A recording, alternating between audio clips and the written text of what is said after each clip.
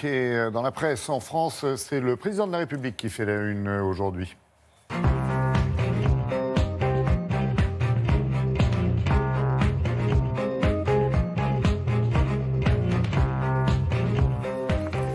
Bonjour Patrice, le président de la République, donc oui, à la une et ses réformes surtout, oui, non?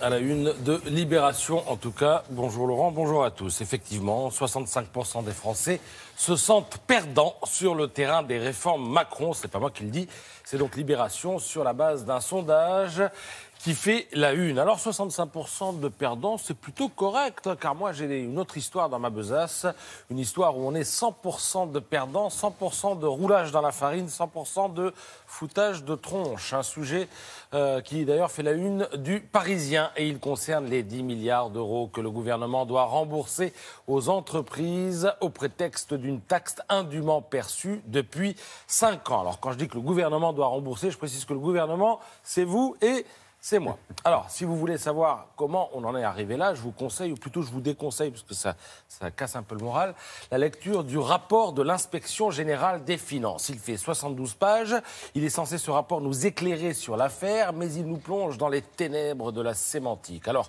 je lis dans les Échos que, dans ce rapport, il est question d'un concours de circonstances extraordinaires, de la chronique ordinaire des défauts français d'élaboration de la norme, et des défauts systémiques d'ordre politique ou institutionnel. Voilà, ça fait un peu mal au crâne. Vous savez ce que ça veut dire, ce charabia? Eh bien, ça veut dire qu'il n'y a ni responsable ni coupable. Ça veut dire que personne ne peut être mis en cause, qu'il s'agisse de tous les phares de la pensée fiscale contemporaine qui étaient au pouvoir, sous François Hollande, quand la taxe aujourd'hui invalidée a été créée, tout comme tous ceux qui n'ont pas su écouter, ceux qui disaient que ça se finirait mal.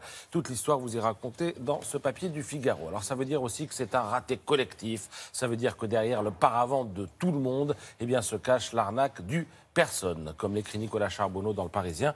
Eh bien, dans une entreprise correctement gérée, lorsqu'on fait une telle boulette, une boulette à 10 milliards, eh bien, on fait en sorte que ça ne se reproduise pas et on se sépare des responsables. Mais quand c'est une affaire d'État, eh bien, on ne désigne personne.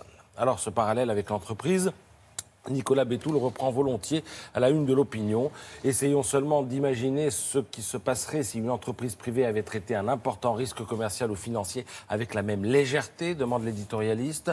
Peut-on sérieusement penser qu'aucun actionnaire, aucun financier n'aurait sonné le signal d'alarme? Car si vous avez la force herculéenne de lire le rapport de l'Inspection Générale des Finances, eh bien vous verrez que depuis 2 ans, dans cette affaire, tous les clignotants sont au rouge et soulignent l'illégalité de la taxe. Mais depuis 2 ans, rien ne s'est produit, déplore Nicolas Bétou, sauf évidemment la persistance du politique dans une attitude de tranquille nonchalance, une sorte de pas vu, pas pris, progressivement devenu quelque chose comme même vu, jamais pris. Voilà, la morale de l'histoire, vous allez rire, c'est qu'on ne change pas une méthode qui perd.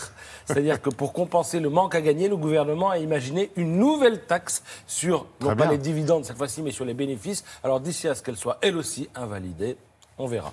Alors un domaine dans lequel les erreurs se paient cash, c'est le sport, en revanche. Oui.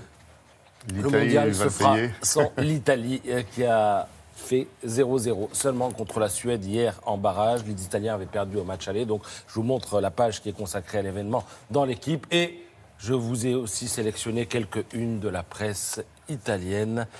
On y voit les larmes de Buffon, le gardien historique de l'Italie. Et vous voyez, ils se tiennent tous la tête là. Oui, prise de tête effectivement en Italie. Merci Patrice.